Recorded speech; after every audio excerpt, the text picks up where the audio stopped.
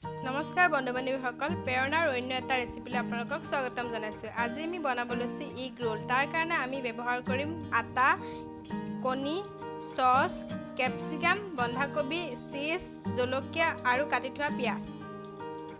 Egg roll বনাব চবেই জানেই, আমিনো কেনেকৈ বনাওঁ তাকে আপোনালোকক দেখাইছোঁ। প্ৰথমতে আমি গেছটো জ্বলাই ল'ম। এয়া আমি গেছত কেৰাহীটো পাতি লৈছোঁ। এয়া আমি কেৰাহীখনত তেল দিছোঁ।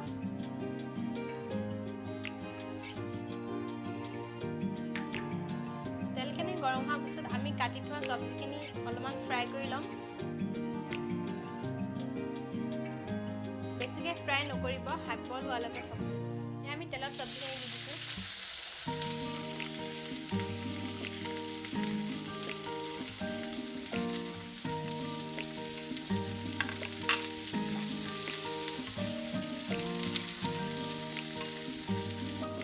এতিয়া আমি ইয়াত নিমখ অলপ দিম।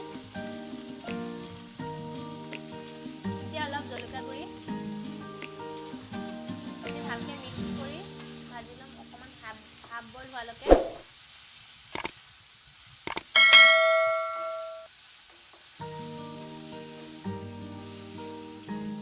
এতিয়া আমি ইয়াত চয়া চচ দিছোঁ।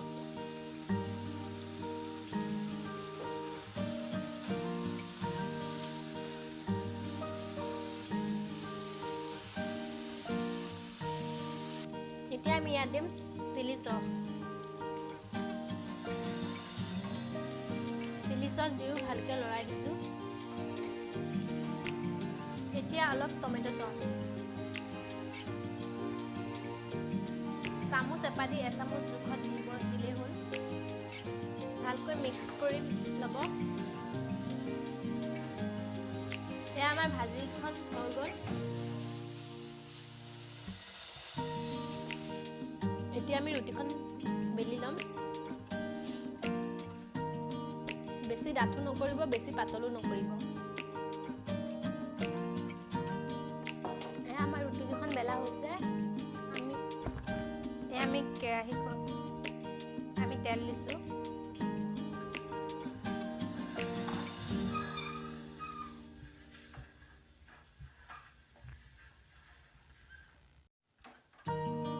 ৰুটিকেইখন অলপ অলপকৈ সেকি ল'ম। কণীটো ভালকৈ ফেটি ল'ব।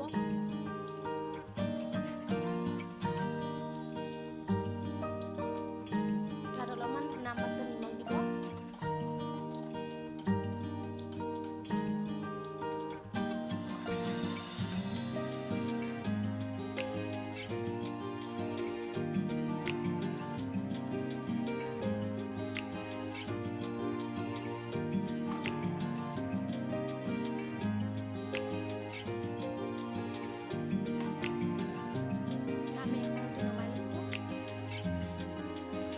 আমলেট বনাম।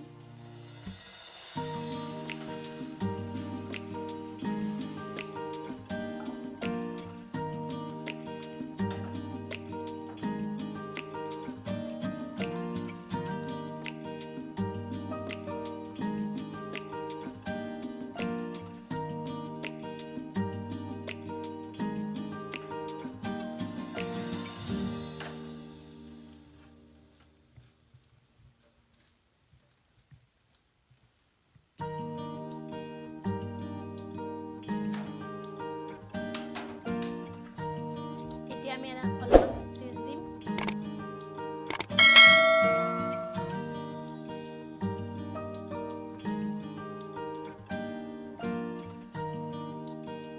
তাৰপিছত আমি ভাজি থোৱা বন্ধাকবি, কেপচিকাম, পিঁয়াজ, জলকীয়া যিটো মিশ্ৰণ আমি ৰেডি কৰিছিলোঁ।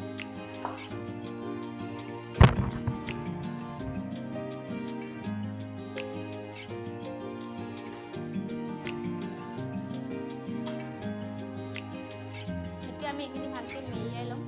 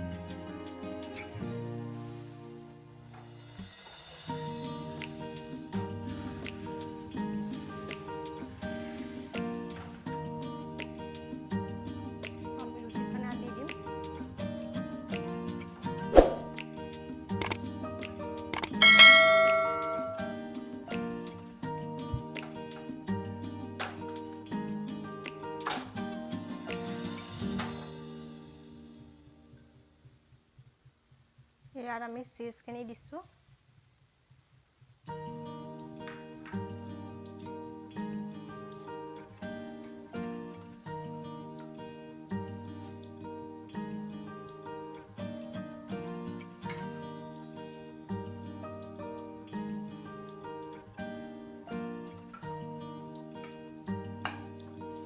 এতিয়া আমি মেৰিয়াই ল'ম।